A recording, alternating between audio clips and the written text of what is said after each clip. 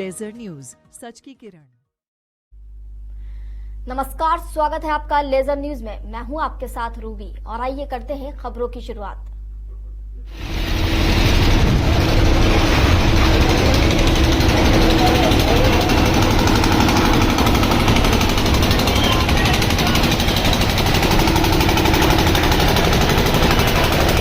मध्य प्रदेश की राजधानी भोपाल में मंत्रालय वल्लभ भवन के गेट नंबर 5 और 6 के बीच बड़ी बिल्डिंग की तीसरी मंजिल पर शनिवार सुबह आग लग गई। भोपाल, रायसेन, विदिशा के अलावा एयरपोर्ट, बीएचईएल और सेना की 40 से अधिक दमकलें आग बुझाने के प्रयास कर रही हैं। इंदौर और पीथमपुर से भी दमकलें आ रही हैं।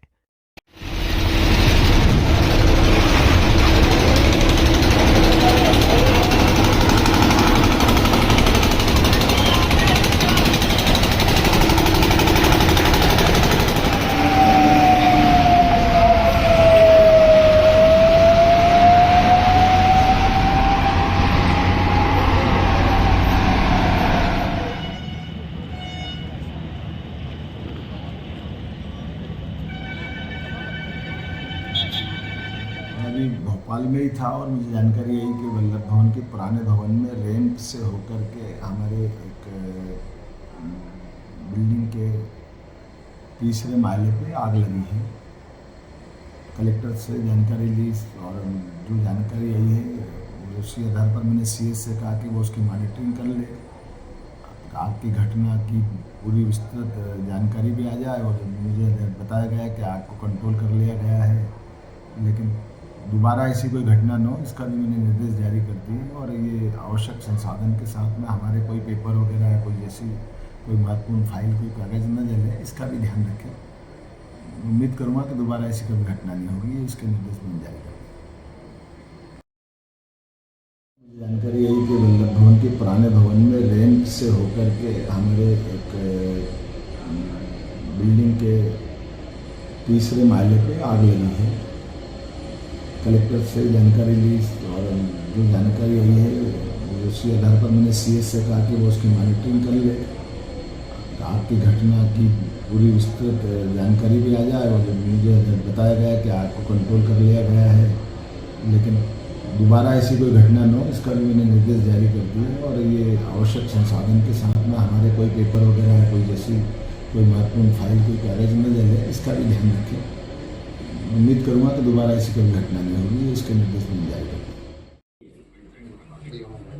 भारतीय जनता पार्टी लगातार करप्शन की फाइलें जला रही है। प्रदेशवासियों समझो, देखो, और जो हठधर्मिता सार्वजनिक जीवन की राजनीतिक क्षेत्र में आप देख रहे हो पूरे देश और प्रदेश में, उसका फिर ज्वलंत उदाहरण मध्य प्रदेश के सचिवालय में वल्लभ भवन में देखने को मिला। ये लगातार 5वीं बार वल्लभ भवन को जलाया गया। जरूर हम जो बात कहते हैं वो जनता एहसास शायद नहीं हो पा रहा है, पर ये भावना मीडिया के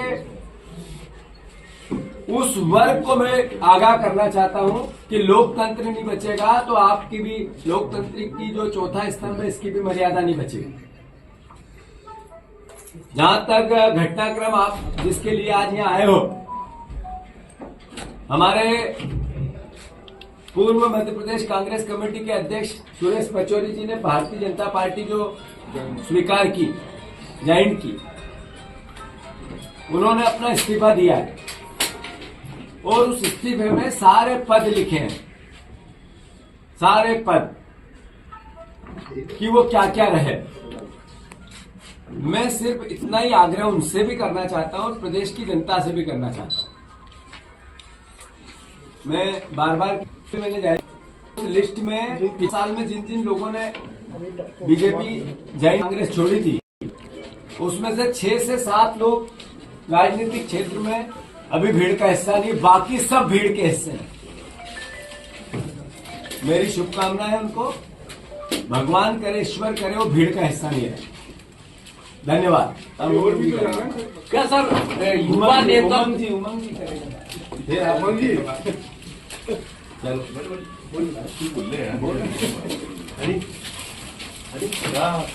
जिस प्रकार से पूरे देश के अंदर चाहे ईडी हो चाहे आईटी हो का उपयोग होता है, कई नेता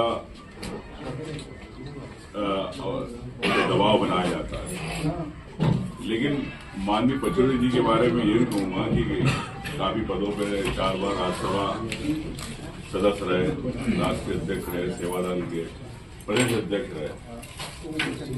इस उम्र के इस पड़ाव में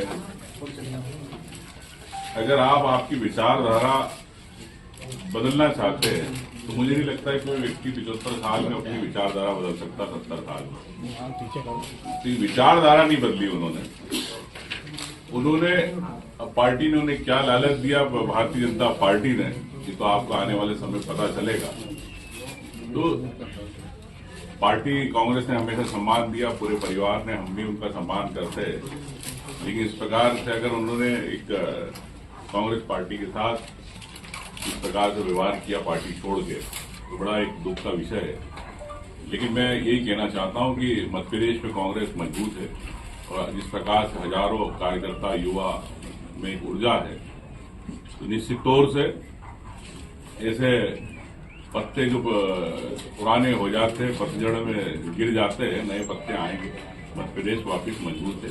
इसमें यही कहना चाहता हूँ। धन्यवाद। मोदी जी, क्या आप लोगों की लीडरशिप को चैलेंज कर रहे हैं? आप जीतू भाई अध्यक्ष बने हैं, आप हैं, युवा नेतृत्व से डरी हुई है क्या कांग्रेस की पुरानी पीढ़ी? मतलब हताश टाइप के लगेगी, ऐसा लग रहा है युवक। मतलब कौन हताश? मेरे चेहरे से तो आपको एकदम खुशी दिख रही है। नहीं, आप नहीं, जो पुराने मेरा अनुरोध ये है, मैं बार बार ये कई बार वक्तव्य दे चुका हूँ, हम 4 बार चुनाव हारे हैं, नेचुरल है नई और युवा पार्टी करनी है। जब ये भावना बनेगी तो स्वाभाविक तौर पे इस तरह के जो भविष्य के गर्भ में के डर से लोग निर्णय लेंगे, मैं उसको मना नहीं कर सकता हूँ।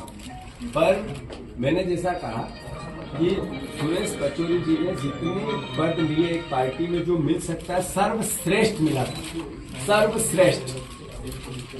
4 बार लगातार राज्यसभा, 10 साल केंद्रीय मंत्री, पीसीसी का एक चुनाव उनके नेतृत्व में, और भी कई कमेटियों में नहीं बताया उनके इस्तीफे में। तो मैं मानता हूं ऐसे में वो गए, फिर भी गए, इन्होंने सोच समझ के निर्णय लिया। क्यों लिया, क्या लिया, मैं इसमें नहीं जाना चाहता, पर मैं आग्रह करता हूं, भगवान से, ईश्वर से प्रार्थना करता हूं कि इससे पहले जितने लोग गए 90% बीजेपी में जाने के बाद एक दिन की हार फूल माला पहनी उन्होंने, आपके अखबारों की खबरें बनी, हमारी प्रतिक्रिया ली और हमने जो बोलना था बोल दिया। तीसरे दिन फिर वो अखबार में नहीं आते। तो ईश्वर करे वो भीड़ का हिस्सा न हो वहां जाके।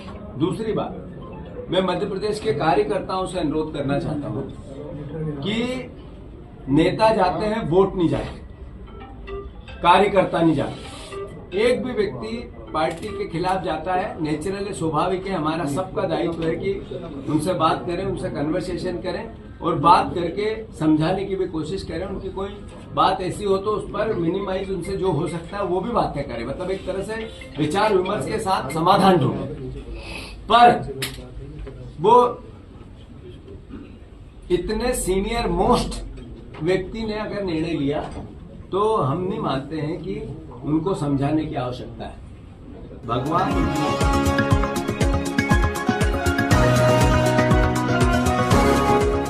ये है लेजर न्यूज, सच की किरण।